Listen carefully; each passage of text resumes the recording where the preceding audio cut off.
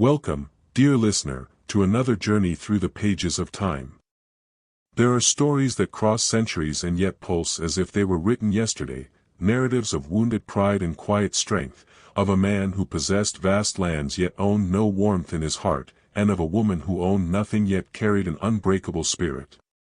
Before we begin, I would like to know, from which corner of the world are you listening today? Leave a note in the comments. I love discovering where these timeless tales find you. If this is your first time here, subscribe, like, and ring the bell so no story passes you by. Your support keeps these voices alive. Now, settle in, breathe deeply, and let yourself be carried to the golden hills of Piemonte, 1852. In the warm glow of a late autumn sunset, amid endless rows of vines heavy with the last Nebbiolo grapes of the season, a man in dark velvet and crisp linen stands holding a folded letter. Across from him, arms crossed in quiet defiance, stands a young woman, her chestnut hair loosely tied beneath a simple linen headscarf, warm amber eyes sharp and unflinching, dressed in the plain bodice and skirt of a village worker. Behind them rises the ancient stone castle, its towers bathed in light. Two worlds face each other across a small strip of earth, and neither is willing to yield. This is their story. They say the Lang Hills remember. They remember the scent of truffles unearthed by desperate hands, the iron tang of blood spilled over land disputes, the wine-dark secrets buried beneath vineyard rows older than the names carved into gravestones. They remember men who fled in the night, and men who were dragged back when the land decided their absence was no longer permitted. The carriage rattled through the mud like a confession forced loose. Winter had stripped the countryside bare.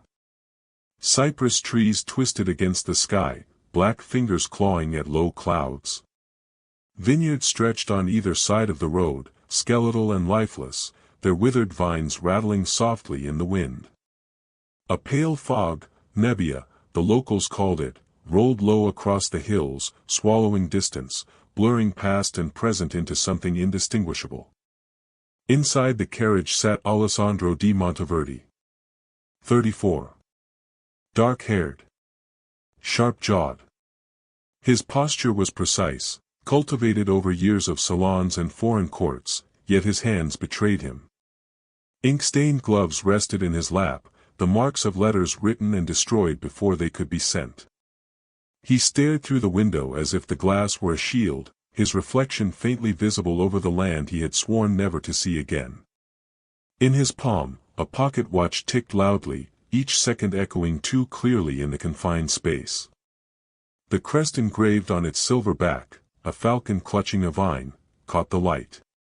He hadn't wound it in years. It kept time anyway, as if out of spite.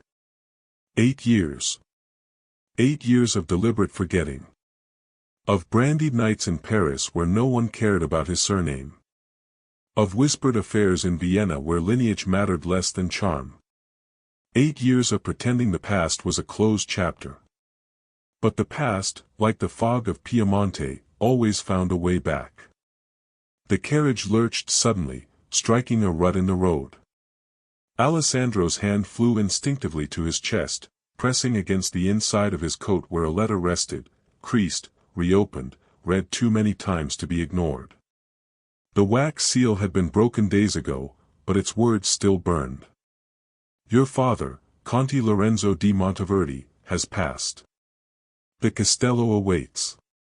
Come home. Or forfeit everything. His fingers tightened around the watch. A memory surfaced uninvited, his father standing rigid in the great hall, voice sharp enough to draw blood. You are no son of mine, Lorenzo had said. Leave. And do not return until you have learned the weight of duty. The carriage slowed. Stopped. The driver did not meet Alessandro's eyes when he spoke. Castello di Monteverdi, signore. Alessandro stepped down into the mud. His boots sank slightly, grounding him in a way he hadn't expected.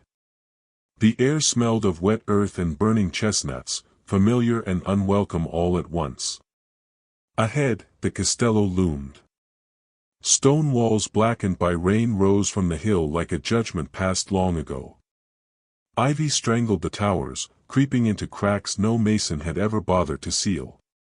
Above the iron gates, the family crest hung split cleanly down the center, as though the house itself had finally given up the pretense of unity. Home. Or what was left of it. The courtyard was silent. The fountain stood dry, its basin choked with leaves. Rose bushes that once bloomed for visiting dignitaries had withered into thorny skeletons. An old servant watched from behind a window, hunched, motionless, assessing. No one came forward to greet him. The castello had always been more fortress than home, more tomb than estate. Now it waited, patient and knowing. Inside, black drapery swallowed the great hall. Candles flickered weakly along the walls, their flames trembling with every sigh of wind that found its way through the stone. Above the fireplace hung a portrait of Conte Lorenzo di Monteverdi, painted in his prime, eyes sharp, mouth unsmiling, authority radiating from the canvas. Alessandro stepped closer. Touched the frame. Dust clung to his fingers. His father had measured love in hectares and disappointment in decibels. Alessandro had failed both measures spectacularly. A door creaked. Signor Bianchi emerged, impeccably dressed, his smile thin and practiced, too fine for a man who made his living among wills and funerals. "Ah," Bianchi said softly. "The prodigal son returns." "Spare me," Alessandro replied. "Where's the will?" The lawyer slid a document across the table. The parchment was stiff, the ink still dark. Fresh. Alessandro unrolled it. Everything. The castello. The vineyards. The fortune.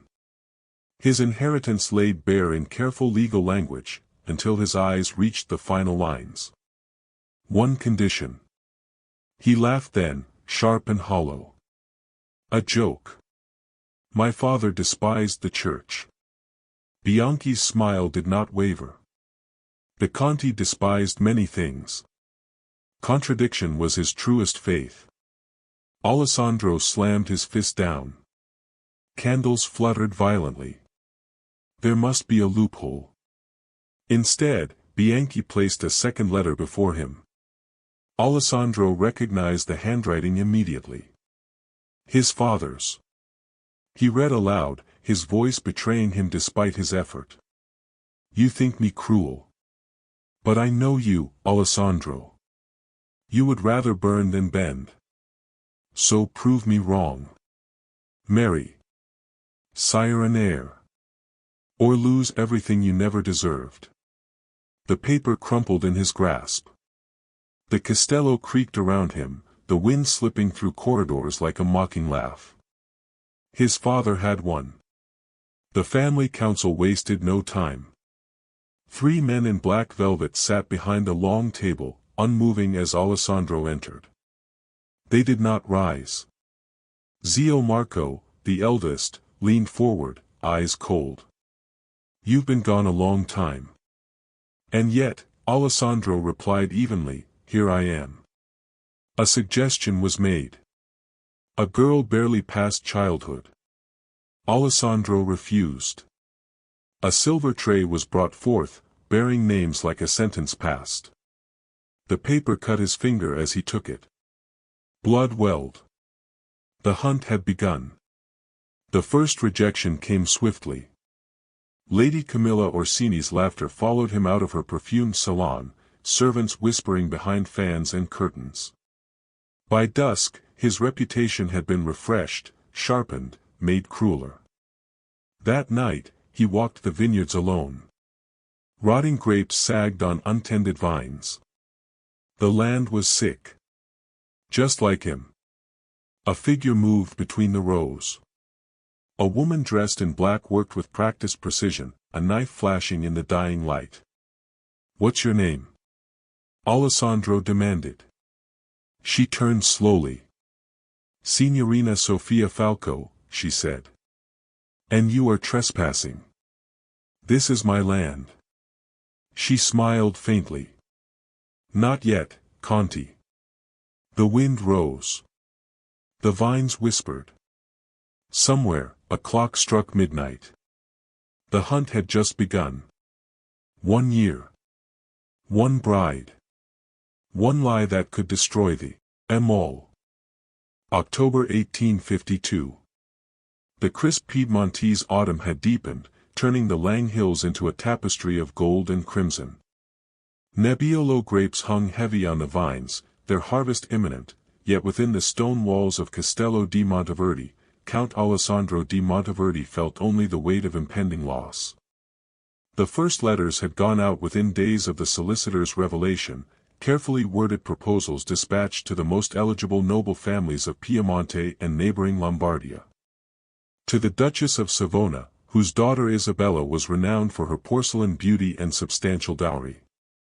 To the Baron Rinaldi of Asti, offering alliance with his widowed niece. To the ancient house of Valperga, whose youngest daughter had just come of age. Each missive was sealed with the falcon-anvine crest, each accompanied by subtle hints of the Monteverdi wealth, vast vineyards, cellars brimming with aging Barolo, coffers untouched by the political upheavals that had shaken lesser houses. The replies came swiftly, and they came like winter frost. The Duchess of Savona's note was exquisitely polite.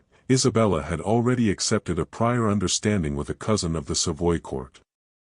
The Baron Rinaldi's response arrived unopened, the wax seal unbroken, a silent but devastating rebuke. The Valperga family sent a terse regret, citing their daughter's delicate health and the unsuitability of mountain air. By the fifth refusal, this one from the wealthy Conti family of Alba, who wrote that their daughter deserved a gentleman of unblemished reputation, Alessandro hurled the parchment into the roaring fireplace and watched the flames consume the elegant script. His reputation had preceded him like a foul wind. The Count of Ice, they called him in Milan salons. The prodigal who had abandoned his dying father for cards and courtesans. The duelist who had wounded a young viscount over an imagined slight. The man whose heart, rumor claimed, had frozen solid the day his mother died.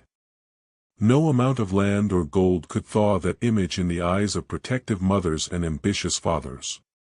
One evening, seeking brandy to dull the sting, Alessandro descended to the kitchens after the household had retired.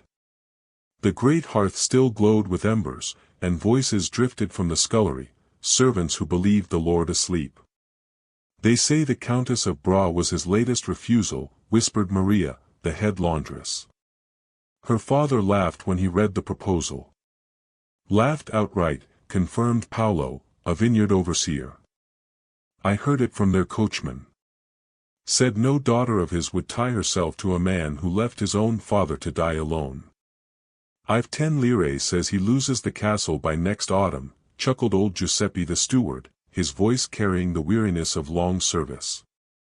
20 says no decent woman will have him at any price, countered another. Alessandro retreated into the shadows, blood pounding in his ears. The words scalded more than any refusal letter. Even his own servants wagered against him. He climbed the servants' stair in silence, each step echoing his isolation. The next morning, he summoned Giuseppe to the study. The old steward entered with his customary composure, but his eyes held something new, pity, perhaps, or resignation. The staff speak freely of my prospects, Alessandro said flatly. It was not a question. Giuseppe inclined his head. Servants always speak, my lord. It is their one luxury. And you? Do you wager against me as well? A long pause. Then, I believe, sir, that you are capable of more than the world, or you yourself, have yet seen. But belief is not the same as certainty. The words lingered like smoke long after Giuseppe withdrew. That afternoon, as rain lashed the windows and stripped the last leaves from the vines, Alessandro made his decision. If the nobility spurned him, he would look elsewhere. A merchant's daughter. A widow of means. Even, if it came to that, a woman from the village below. Pride could bear humiliation, losing the castle, the lands, the name that had endured for centuries, that he could not bear. As twilight bled into night over the Lang, Alessandro saddled his horse and rode out alone, the muddy paths glistening under torchlight. He did not know that fate had already set a different course, one that led not to submission, but to confrontation with a woman who would refuse to be bought, and in refusing, begin to thaw the ice around his heart. November 1852. The first chill of winter crept into the Lang, frosting the vineyard rows and turning the breath of man and beast into fleeting clouds. Alessandro rode often now, ostensibly to inspect the estate he had long ignored, but truly to escape the suffocating silence of the castle and the weight of counting days.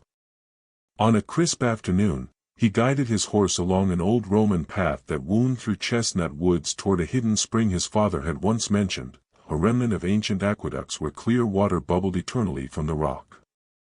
The air smelled of damp earth and fading wild thyme. He heard the water before he saw it, a bright, crystalline sound like laughter in the stillness. Pulling rein behind a screen of trees, he watched. A young woman knelt at the stone basin, sleeves rolled high, scrubbing linen with strong, rhythmic motions.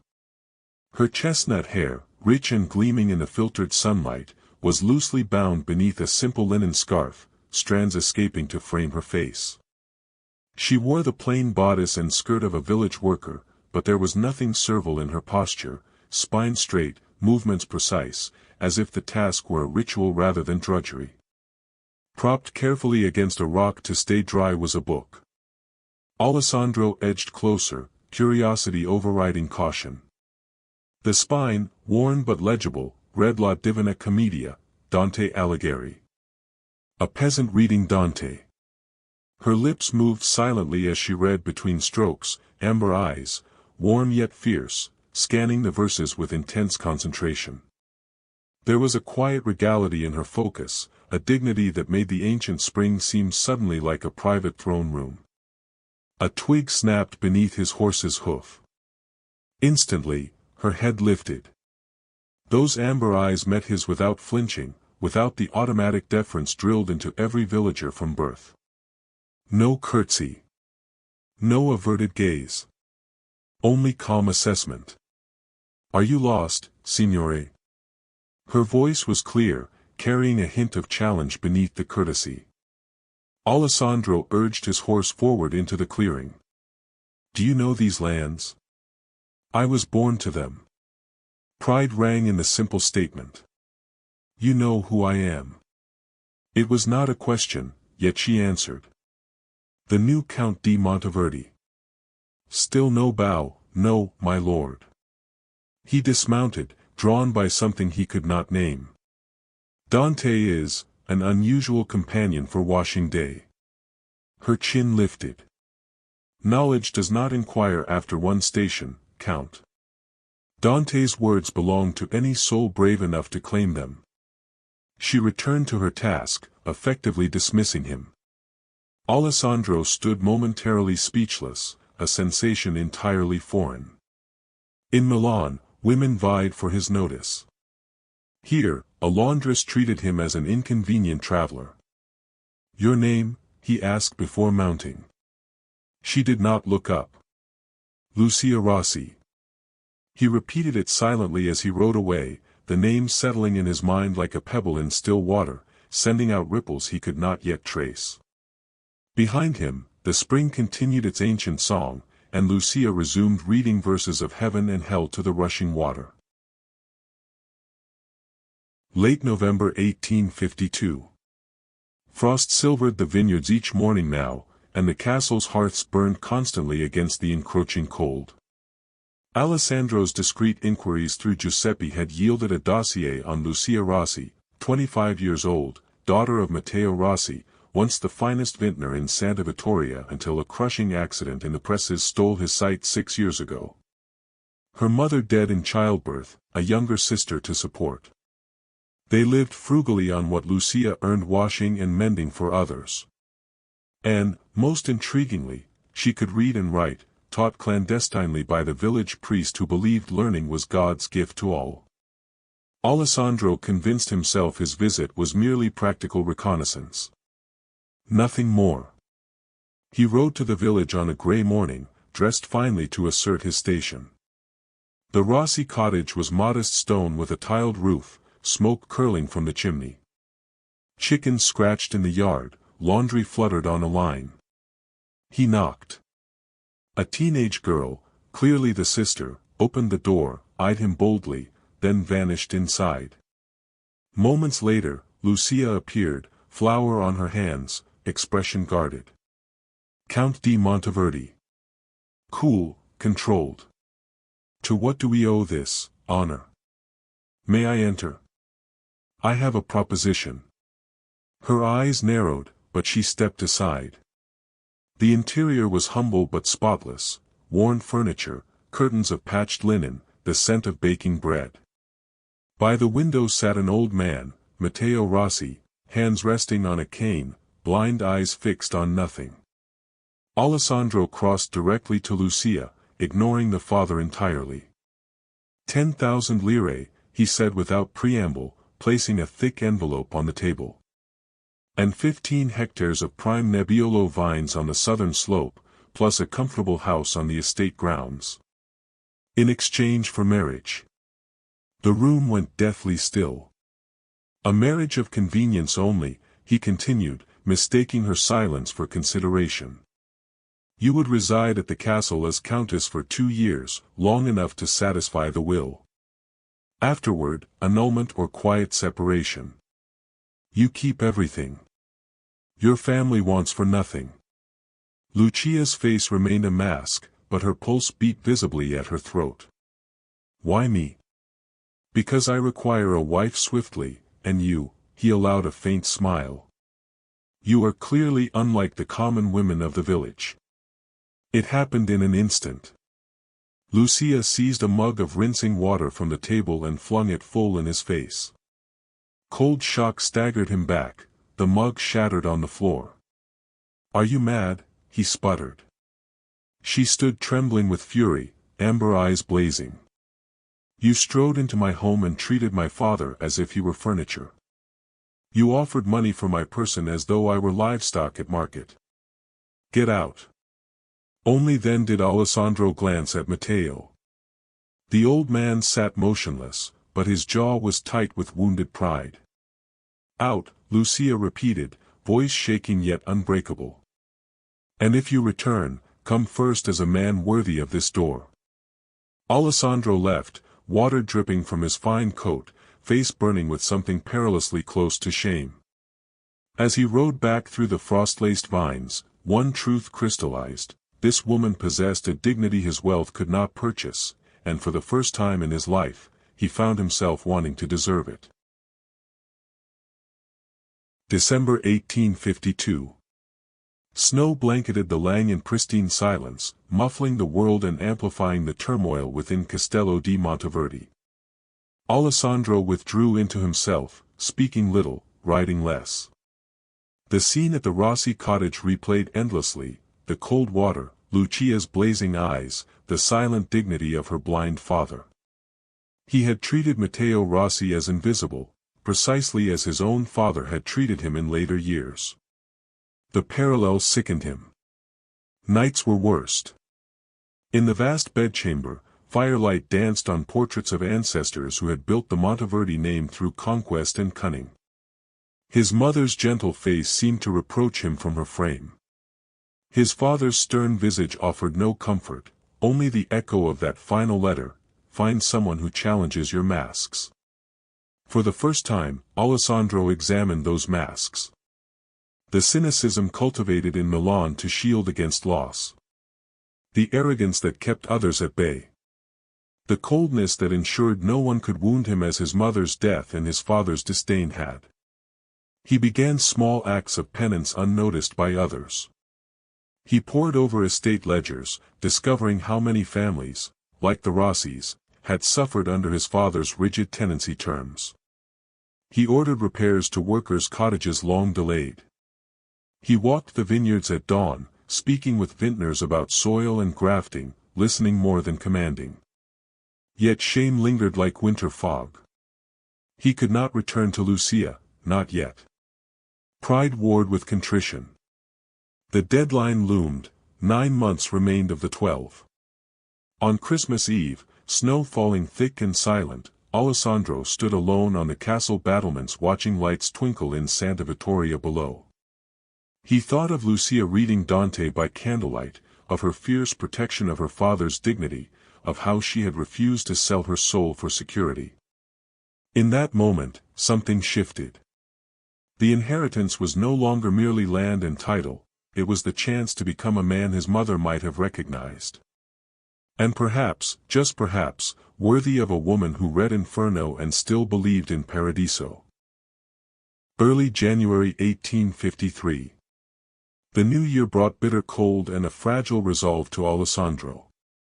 After weeks of introspection, he rode to Santa Vittoria again, this time in plain wool, no velvet or lace to proclaim his rank. Snow crusted the Rossi cottage roof, smoke rose steadily. He knocked, hat in hand. The younger sister opened, eyes widening in recognition, then suspicion. She admitted him only after a whispered conference inside. Lucia appeared, wary but composed. Count di Monteverdi. He inclined his head respectfully. Signorina Rossi. And, he turned to the old man by the fire. Signor Rossi, I come to offer apologies for my unforgivable rudeness on my previous visit. I treated you with less respect than you deserve from any man, let alone the lord of these lands. Matteo's blind face turned toward him. A long silence. Then, I knew your father, young man. A hard man, but he valued good wine and honest work. Sit, if you wish.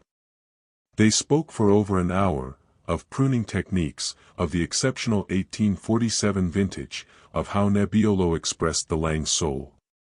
Alessandro listened, asked questions, shared knowledge gained from Milan's enologists.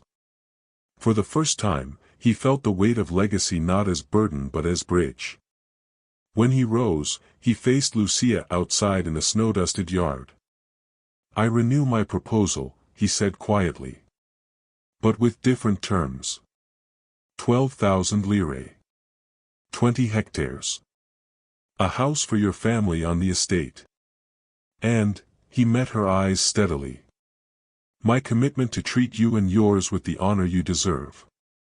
Lucia studied him, amber eyes searching for artifice and finding, perhaps, something new. I will consider it, she said at last. But know this, Count, I will never sell myself. If I accept, it will be because I choose to, not because I must. He nodded, a faint hope kindling. As he rode away, snowflakes melting on his face, he realized the proposal had changed him more than it might ever change her. April 1853. Spring crept slowly into the Lang, coaxing green buds from bare vines and softening the earth. Alessandro's transformation unfolded not in grand gestures but in steady, quiet deeds. He arranged, through intermediaries, for repairs to the Rossi cottage roof without claiming credit. Firewood appeared stacked neatly by their door during the harshest weeks. When Matteo's old pruning tools wore out, new ones arrived anonymously. Lucia noticed. Of course she noticed. Their paths crossed more often now. Alessandro walked the lower vineyards regularly, pausing to speak with workers. One afternoon, he found Lucia helping her father graft cuttings, an intimate, skilled labor. May I assist? He asked simply. She hesitated, then handed him a knife. Side by side, they worked in companionable silence, Alessandro following Matteo's blind but precise instructions. Laughter came unexpectedly when Alessandro botched a cut and earned gentle teasing from the old man. Later, walking Lucia partway home beneath blossoming cherry trees, conversation flowed easier. She spoke of Dante's Beatrice, of how beauty could guide even through darkness. He confessed, haltingly, how his mother had read poetry to him as a child, before illness, and his father's coldness silenced such things. He learned Lucia dreamed not just of survival but of education for her sister, of books beyond the few she could borrow. She learned he had once painted watercolors of these very hills before cynicism made him abandon brushes. No new proposal was made. None was needed yet.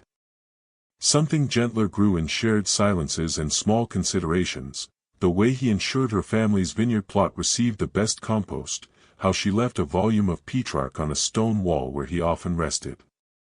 By April, when almond blossoms carpeted the paths pink and white, both recognized the shift. The arrogant count and proud peasant had become Alessandro and Lucia, two guarded hearts circling closer, drawn by respect rather than necessity. May 1853. The Lang bloomed extravagantly, vines lush and heavy with promise. Only 4 months remained of the year's grace. Alessandro had drafted a new letter a dozen times, formal, generous, safe. Each version he burned. On a golden evening, he rode to the lower vineyards where Lucia often walked at sunset.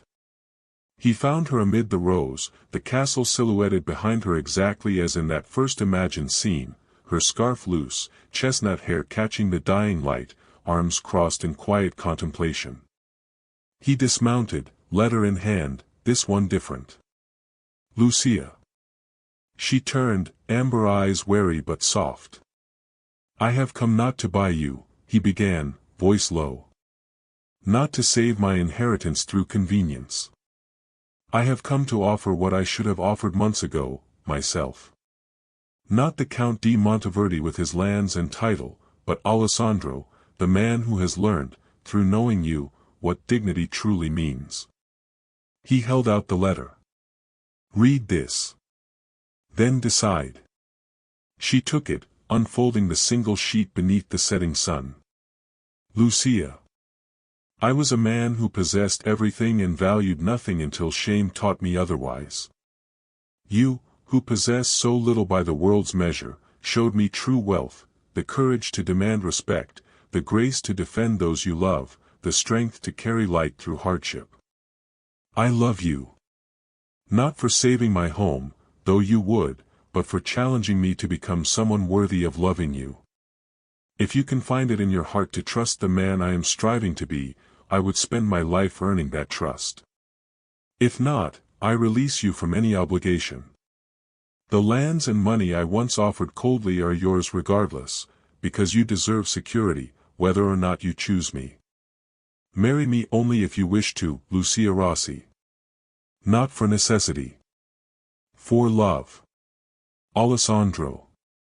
Tears glistened in her eyes as she lowered the page. For a long moment, only birdsong and the whisper of wind through vines. Then she stepped forward, arms no longer crossed in defense but opening. Yes, she whispered. For love. In the vineyard's golden light, beneath the ancient castle's watchful towers, they embraced, two worlds finally meeting not in transaction, but in truth. September 1853. The harvest moon rose full and orange over the Lang, bathing Castello di Monteverdi in amber light. In the castle chapel, adorned simply with wildflowers and vine leaves, Alessandro di Monteverdi and Lucia Rossi were married. No grand noble guests filled the pews, only village families, workers, the priest who had taught Lucia her letters, and her beaming father and sister. Lucia wore a gown of cream silk Alessandro had commissioned, but with her mother's lace veil. Alessandro stood tall in dark velvet, eyes shining with something softer than pride. The vows were simple, heartfelt. When the priest pronounced them husband and wife, cheers rose from the courtyard where tables groaned with harvest feast, fresh bread, roasted chestnuts, the first new wine. Changes came gradually but profoundly. Lucia opened rooms long shuttered, filling them with books and music. Alessandro established a village school, ensuring every child, girl or boy, could learn to read. The castle's great hall hosted festivals where lord and tenant danced together. The vineyards flourished under joint care, Alessandro's resources and Lucia's family's traditional wisdom creating wines that would become legendary. Matteo Rossi, honored as master consultant, passed his knowledge to a new generation. On quiet evenings, Alessandro and Lucia walked the rows where they had first truly seen each other. The letter that began it all rested framed in their private chamber, a reminder that love sometimes arrives disguised as conflict. The Monteverdi legacy was saved, not through convenience, but through transformation. Two hearts, once guarded by pride and circumstance, had rooted deeply in shared earth, bearing fruit richer than any inheritance. Under the vast Piedmontese sky, the castle stood no longer as fortress of isolation, but as home, where nobility and humility had finally become one.